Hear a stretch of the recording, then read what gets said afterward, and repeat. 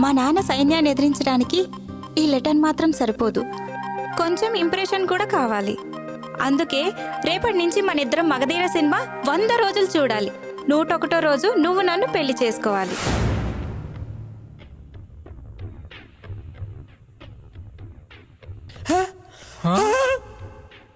రేయ్, మా అమ్మాయి మీద ఇంత పెద్ద సీన్ క్రియేట్ చేస్తారా?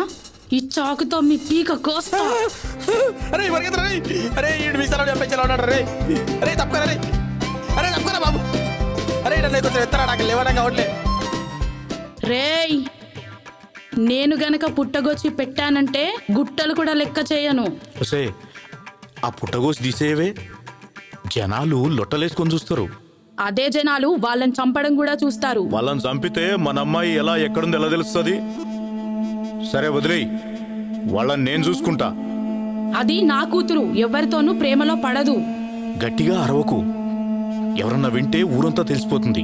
ఒరేయ్, ఈ విషయం మనకు మాత్రమే తెలుసు, ఎక్కడా చెప్పకండి. ఇట్రండి.